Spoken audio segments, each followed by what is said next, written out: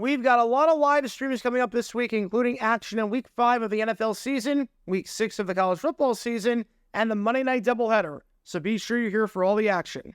And now, on with our feature presentation. September 29, 2024. It's Week 4 of the NFL season, and we've got an interconference battle on our hands over at Levi's Stadium between the New England Patriots and the San Francisco 49ers. This is, as of this video getting released, the most recent game between these two sides. If you want to learn more about the earliest game between the two sides back in 1971, click the card in the upper right corner.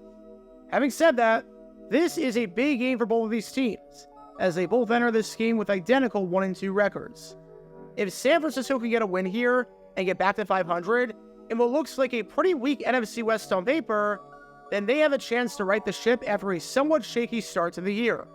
If they can't, they might be in some trouble.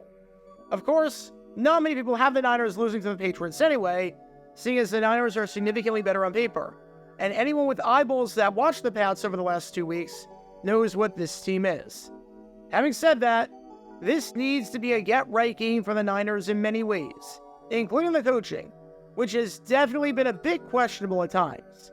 Safe to say, the decision in today's video is not going to quiet those concerns anytime soon. I can say that much. However, what I can say is that if you like learning more about the history of the NFL and like watching these weird breakdowns of stuff that happened during this season, then this is the place for you, because we post every single day about this sport. So if you like that sort of stuff, then be sure to hit that like button down below, subscribe, and turn on the notification bell so you don't miss a single video that we post on the channel and miss a single live stream that we have. Thanks in advance for your support as we try and hit 70,000 subscribers. So far, the game has gone well for San Francisco, to no one's surprise, as near the end of the first half, they lead it 20-0.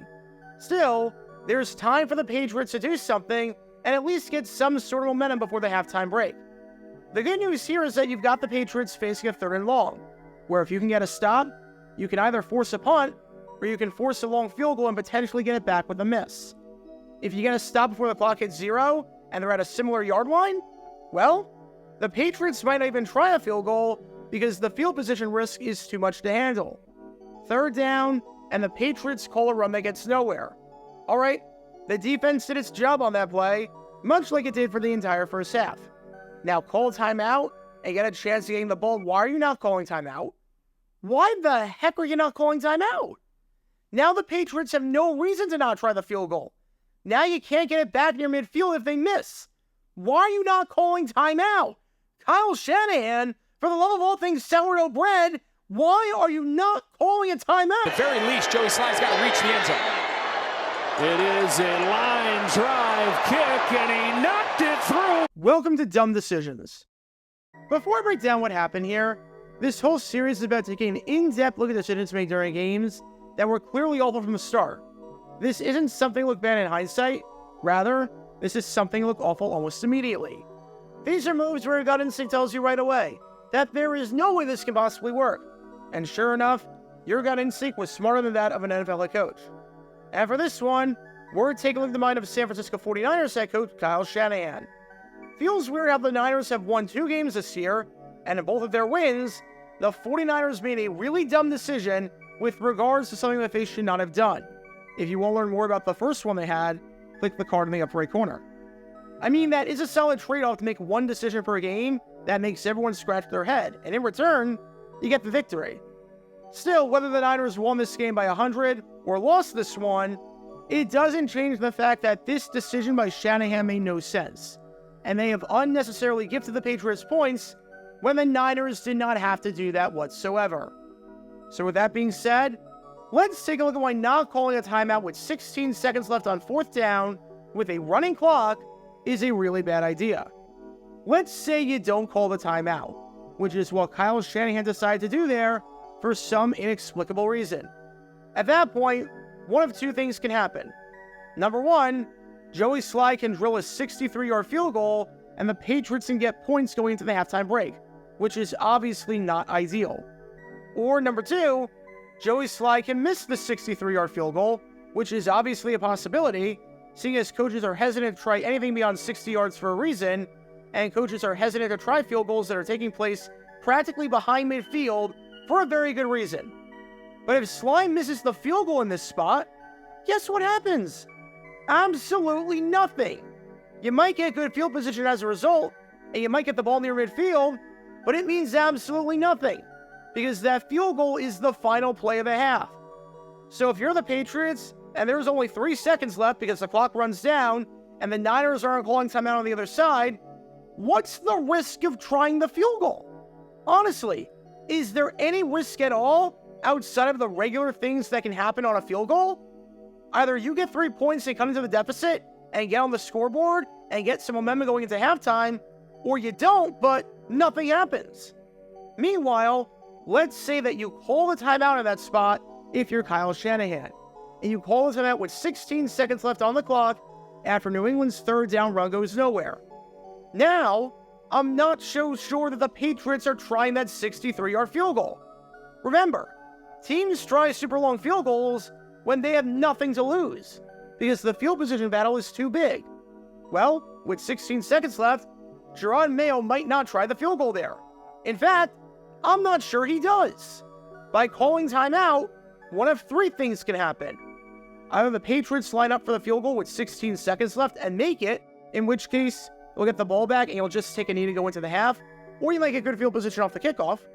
The Patriots punt the ball away and walk away with nothing because they don't want to chance anything with the field position, or the Patriots miss the field goal and you'll get the ball at midfield with roughly 10 or 11 seconds left, needing to get about 10 more yards on 2 plays to try a field goal of your own and extend the lead to 23-0.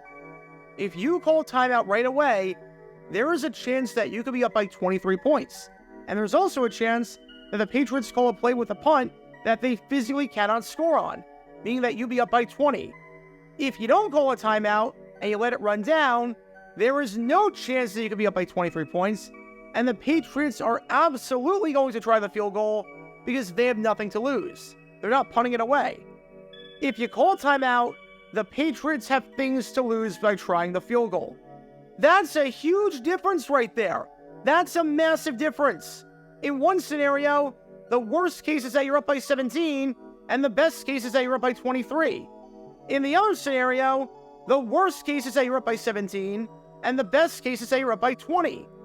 Why not take that first scenario? And going back to that, in one scenario, even if the worst case is that you're up by 17, there's a chance that the other team might not take the points to make it a 17-point game because of the high risk involved in that position. In the other scenario, with the worst case being that you're up by 17, they're going to try that play to make it a 17-point game. Why give them that chance? Why give them the opportunity to try a field goal? At the end of the day, football can be a very complex sport.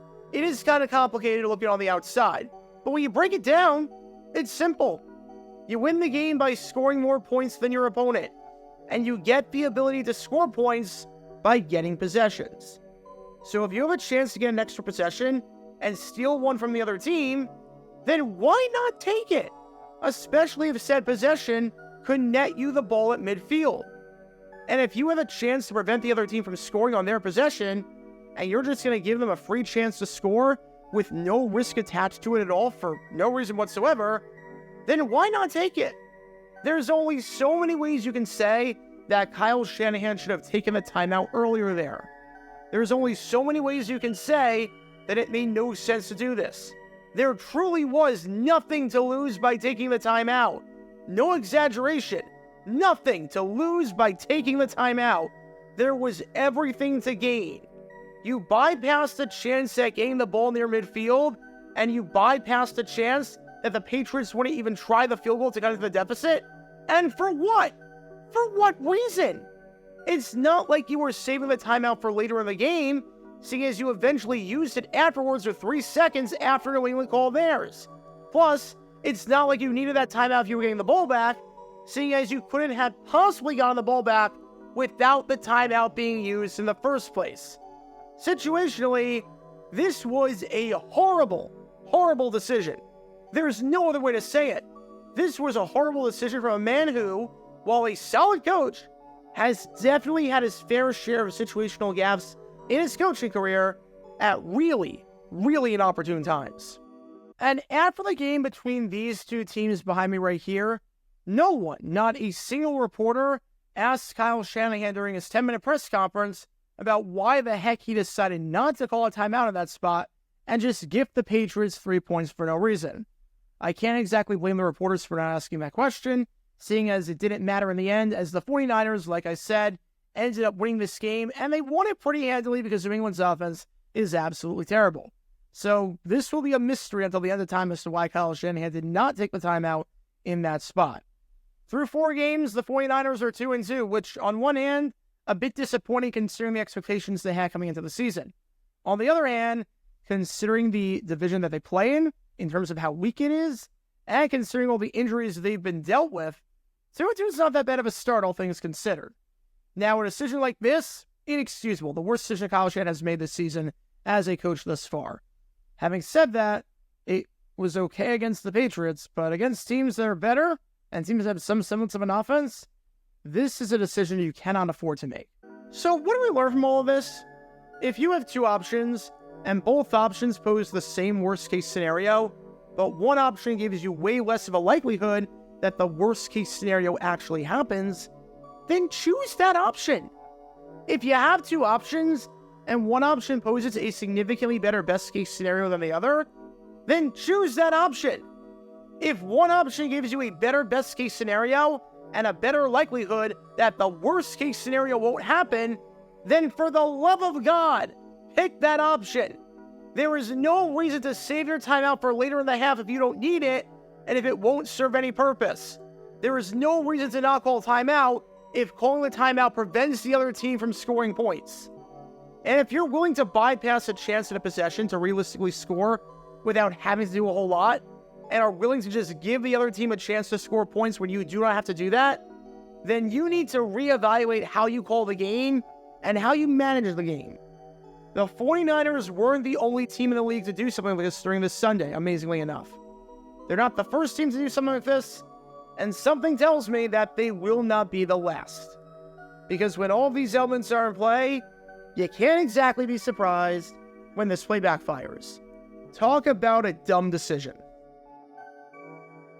Be sure to like and subscribe if you have not done so already, as it helps the channel out a lot, and check out my other channels, JG8 for the history of college football, JG7 for the history of baseball, and JG9 News, where we talk about all things happening in the NFL. Join me every Wednesday night at 8 p.m. Eastern, where we'll play live NFL trivia for cash prizes. And make sure to join me live, as we're on stream just about every single day. And thanks to all our Patreon members and our YouTube members for helping out the channel. See how you become a member and show your support financially in the description down below.